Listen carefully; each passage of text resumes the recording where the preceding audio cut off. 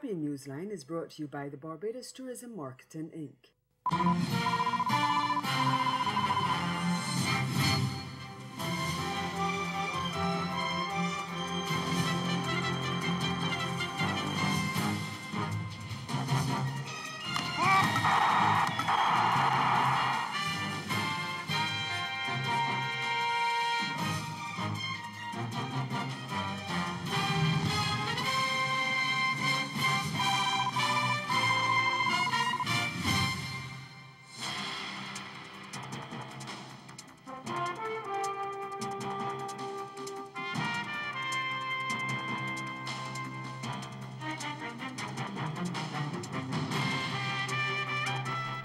The battle between unions and the Trinidad government over the closure of the state-owned oil company heads to the court and into the streets. Our top story in Caribbean Newsline for Wednesday, October 3rd, from the CMC News Center in Bridgetown, I'm Dawn Paris. Good evening.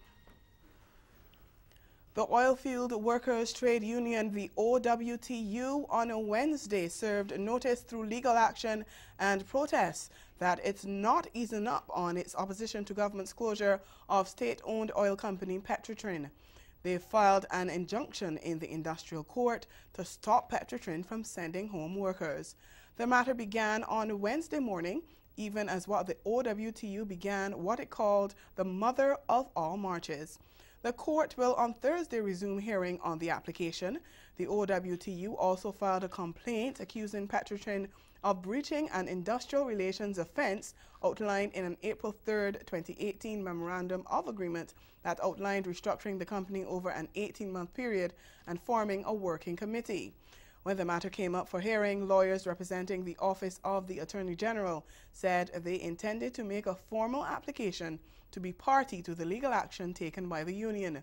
Senior counsel Sinath Jairam argued that if the injunction was granted, it would affect the public's purse, and therefore the Office of the Attorney General had a vested interest in the matter.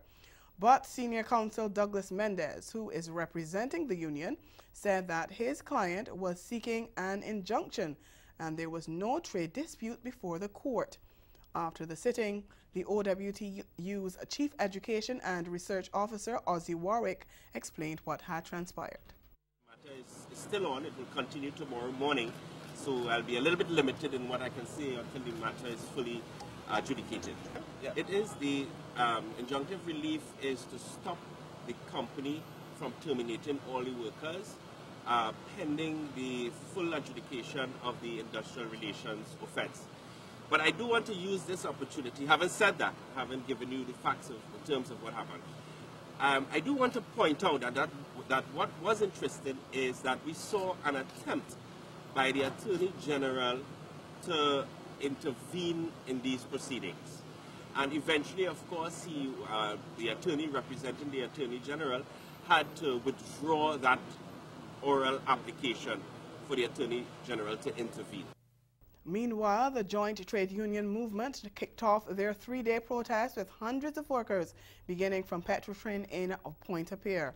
The march began around 9:45 a.m., led by OWTU General Secretary Ansel Roger and Public Service Association President Watson Duke, among other labor leaders. Roger said the march, which ends in Port of Spain on Friday, is being held to educate citizens on why government's decision to shut down the oil company was a poor one. Save all the energy, if you ever had energy from the time you're born to now. Save all that energy for Friday morning around where the mother of all marches, the Monster March, will take place, where all Petrotrin workers, all concerned citizens, anybody or everybody who ever did care about Trinidad and Tobago will join with us. Join with us not just to save the refinery, that is important. Join with us not just to save Petrotrin, that is important. But join with us for justice, for truth, to save Trinidad and Tobago for future generations. While staying in the Twin Island Republic, Finance Minister Com Imbert says there will be no further increases in taxes in the next 2 years. As we hear in this report from Nisha John Mohammed of TV6 News, he gave the assurance at the Chamber of Commerce Chamber of Industry and Commerce's post-budget forum on Tuesday.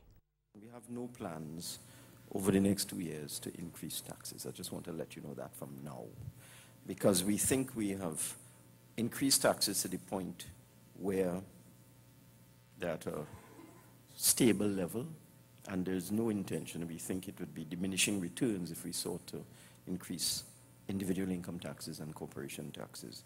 The cost of super gasoline was the only increase announced in Monday's budget presentation, as the minister said government opted for a compromise rather than an increase in taxes. Mr. Imber disclosed that he was advised by the International Monetary Fund to raise the taxes on tobacco and alcohol, an advice he said he deliberately ignored. Even though we raised the taxes on these products, we did not get an increase in revenue. And in fact, when I had a meeting with the IMF, the regular Article 4 consultation, they were urging us again to do it again. And I said, no, I won't, because what's the point? You get people vexed with you, and you don't get any additional revenue. During his budget presentation on Monday, he noted that the price of super gasoline would be increased from $3.97 to $4.97 per litre as the government moves to reduce the fuel subsidy and redistribute revenue in other areas. The subsidy would have been about $1.5 billion if we left the price of diesel at $3.41, which we did, and the price of super at $3.97. So we had three choices. We could have left it there, and then we'd have to find $1.5 billion, and that would have adversely affected our ability to provide health care, to provide pensions, to provide infrastructure. He said with no increase in taxes on the cards, government can now start looking at further incentives to grow the economy. Well, police in the country are searching for the gunman who shot and killed a senior prison officer outside his home in Malabar, south of the capital, on Tuesday night. A statement issued by the Trinidad and Tobago Prison Service described the murder of 50-year-old acting superintendent of prisons Wayne Jackson as cowardly and heinous. It said it's working with the police to ascertain the motive for the murder of the prison officer, who had 30 years of service. Police said Jackson had just pulled up in his driveway when two gunmen ambushed him and fatally shot him. Lawmen recovered more than 30 spent shells at the scene. Well, the government says it intends to bring legislation to Parliament to increase the severity of the punishment for people found guilty of murdering or injuring law enforcement officials. National Security Minister Stuart Young says the new law will be taken before Parliament by January next year. He says that under the legislation there will also be an increase in punishment for officers caught trafficking guns and drugs. You touch one, you touch all of us. Today, the message to all of the criminal element out there and to the society of Trinidad and Tobago is that we are making renewed, rejuvenated, and more energetic efforts to ensure that the criminal element faces all of our law enforcement as one movement going forward. From the time I came in at the start of my tenure as the Minister of National Security, one of the messages I've been sending to the men and women in our law enforcement agencies is that we can no longer accept siloing, and we can no longer accept any separation of our abilities and our energies and our efforts, and we will be moving forward as one force. Meanwhile, as the death toll passed 400 with the murder of 3 men, including a musician, at a bar in South Trinidad, Young told reporters there is no doubt the country is fighting a scourge of crime. In Jamaica, Parliament has unanimously approved a 3-month extension of the state of emergency in sections of the Jamaican capital. As Prime Minister Andrew Holness said, criminal gangs were engaged in feuds, leaving several communities tense. The state of emergency in Kingston Central, Kingston Western, and St. Andrews South police divisions will remain in place until January 7th next year. This after it was in place for 14 days on September 23rd. Prime Minister Holness said the 3-month extension had become necessary because of persistent gang rivalry and violent crimes. Sadly, a continuing development is the inclusion of children who are victims of and are also being used in the furtherance of crime. The informed opinion of the security forces has been that the level of criminal activity experienced continue to be a threat in certain areas and is of such a nature and so extensive in scale as to endanger public safety. The Prime Minister also noted that during assessments undertaken regarding communities affected by gang warfare and violent crime, several communities within the geographic area in question emerged among the top 10 with respect to murder and shooting incidents. He said the state of emergency would facilitate the operations of the security forces in dismantling the plethora of gangs operating in the affected areas. Coming up in Caribbean Newsline, high levels of seismic activity at underwater volcano Kikimjeni. We'll be right back.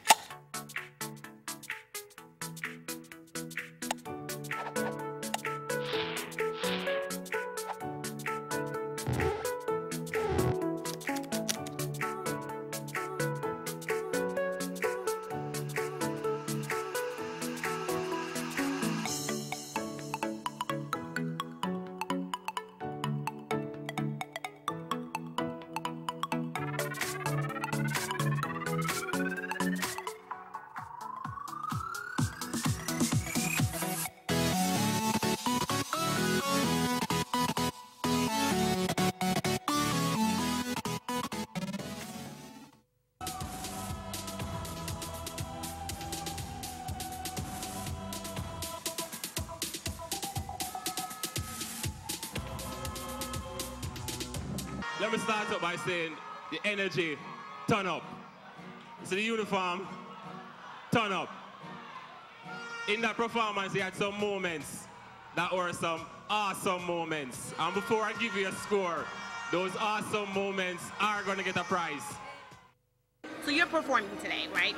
What is it that brought you here besides the actual performance? Is there anything bigger than that, the message in itself? I mean, I've been involved with Prodev for about 8 years now. I actually helped open one of their schools, the École Nouvelle Zoologie. I went down there every day in like August 2010 to September, getting pictures and birth certificates, a whole registration process I was completely involved with.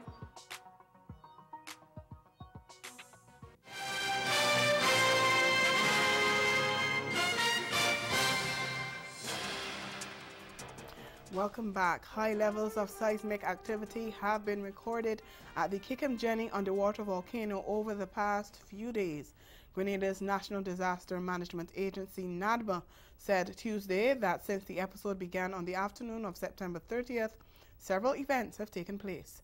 The largest of those occurred on Monday with activity of magnitudes 3.5 and 3.3. NADMA has informed marine interests and the general public that the threat level at the volcano remains at yellow, so an exclusion zone of 1.5 kilometers must continue to be observed. It says it's collaborating with the University of the West Indies Seismic Research Center, which has been recording the activity, on keeping the public informed about what's going on at the volcano, which is located about 5 miles north of Grenada. Over in Barbados, an economic advisor to the government says with the island's Economic Recovery and Transformation BERT program now getting financial backing from the International Monetary Fund, the country will be almost unrecognizable in just a few years.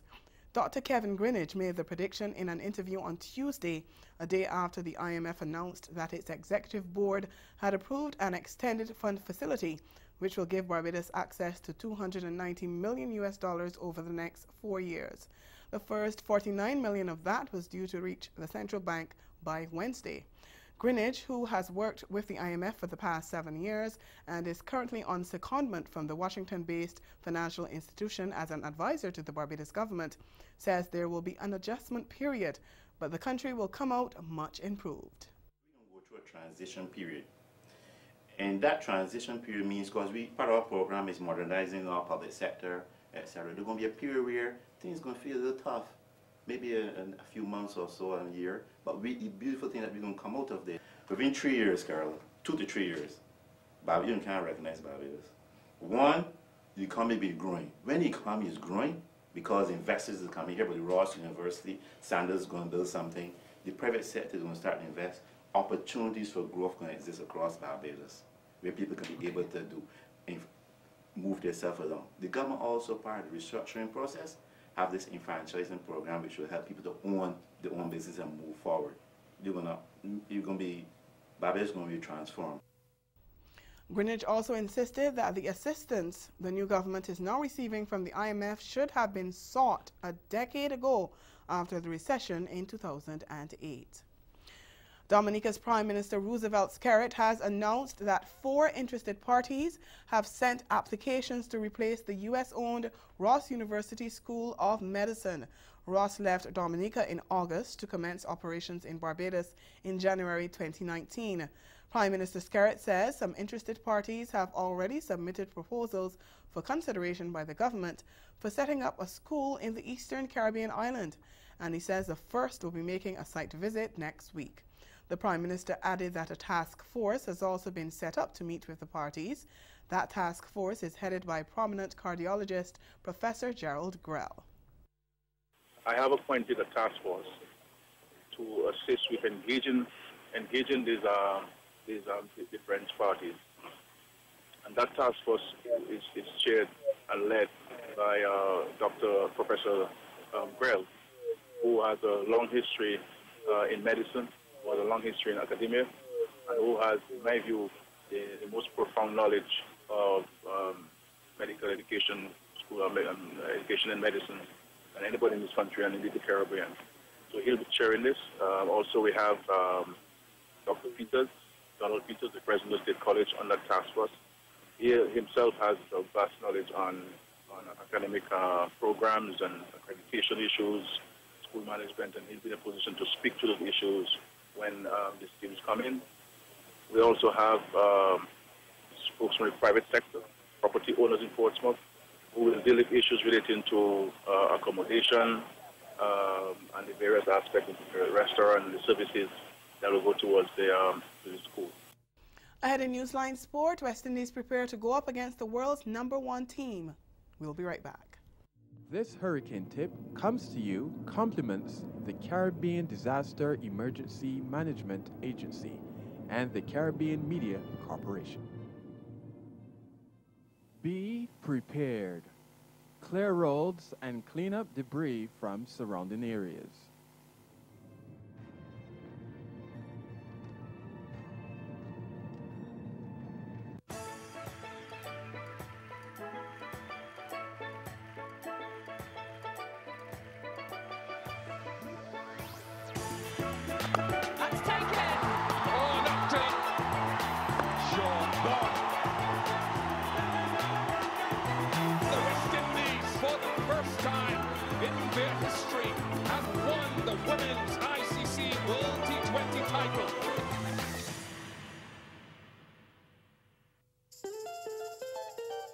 Dominica's World Creole Music Festival in 2018, October 26, 27, 28 at the Windsor Park Stadium in the capital city, Roseau. 3 nights, over 8 genres, 40 years of independence, 1 location, Dominica, the 20th edition of Dominica's World Creole Music Festival.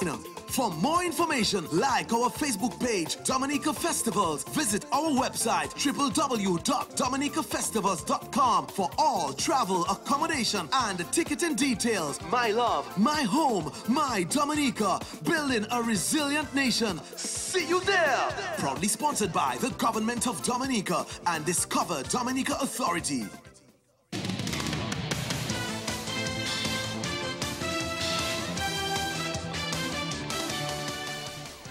Continuing with sports now, without a test win on Indian soil in 24 years or series victories in nearly 4 decades, underdogs West Indies find themselves up against the hurdle of history as much as the might of the world's #1 team in the opening test, which bowls off on Thursday. West Indies' last victory on the subcontinent came when Courtney Walsh's side won handsomely in Mohali in 1994. Their last series win was under the legendary Clive Lloyd in 1983, when a star-studded unit beat the Indians 3-0 in a 6-test series. That victory, coming on the heels of a home triumph against the Indians just months earlier, helped cement the Caribbean side as one of the greatest ever. The Windies will field a largely inexperienced side, but Captain Jason Holder said the squad would not be easily intimidated and could be depended on to show courage and fight. Yeah, it's obviously a great challenge, and everybody, I can tell you, in our camp is up for it. Within the last 2 or 3 years, we've played some of the top teams in the world, and we've pushed them, and we've beaten some of the top teams in the world as well. This group has shown what they can do, and it's not a matter of us, trying to come here to prove anybody wrong or to get involved in a lot of peripheral stuff that is unnecessary, in my opinion. We've come here for one particular reason, that's to play good cricket. That's what we need to control. That's all we can control, and that's why I want the guys just to focus on playing. The tourists have won just 7 of their last 22 tests, and Holder said even though results were important, improving team processes was equally critical to outcomes. We try not to stress too much or think too much of the results. We just try to zone in on our process, and every individual knows their role within the team, and for each individual just about being confident enough to express themselves and try to execute their role to the best of their ability. Sometimes it doesn't always go to plan, and that's life. Not only in cricket, not only in sport, that's life. So we've just got to accept that, look for ways to improve if it doesn't go right, and when it goes right, we've just got to capitalize on it. The match bowls off at midnight Eastern Caribbean time. Meanwhile, fast bowling legend Courtney Walsh has indicated his interest in taking over Stuart Law's job as West Indies head coach when the Australian leaves at the end of the year. The Jamaican is currently serving as Bangladesh's head coach since the BCB's inability to find a replacement for Chandika Hathurusingha, who quit last October. The West Indies head coach post is due to be vacant in January following the shock announcement from Law, who says he will join English County Middlesex in the new year as their new head coach on a 4-year deal. Walsh says if approached by Cricket West Indies, he won't rule out the possibility of being Law's successor. If it comes along and it can be done, then it's something I'll consider. But at the moment, as much as my heart is there, I just have to wait and see what happens and do the best I can here, but eventually one day I'd like to be involved, and I'm open to any what you call them, suggestions or discussion. But I would not say I'm not interested, or I wouldn't be interested in doing something in Western cricket. Switching sports now, Trinidad and Tobago lose to Thailand in the World Volleyball Championships. TV6's Sergio Dufour reports. TNT were slow starters against Thailand, who were fired up at the start, blocking Shannon Thompson on this occasion. The Calypso Spikers were always in it though, and they kept the gap close at 14-18 at one stage, much to the delight of the fans, but Thailand would steal some late thunder by taking the set 25-17. TNT had their problems defending, particularly against the Thai middle blocker and Captain Thinkao Plumjet, who upset some of TNT's attacking patterns. Thailand finishing strongly to take the second set 25-17. However, the Calypso Spikers surged in the third set by opening up a 5-point lead 8-3. They had to dig deep though, as the match was kept close at 23-22, but the team in red would take the set 25-23, their first ever at the World Volleyball Championships.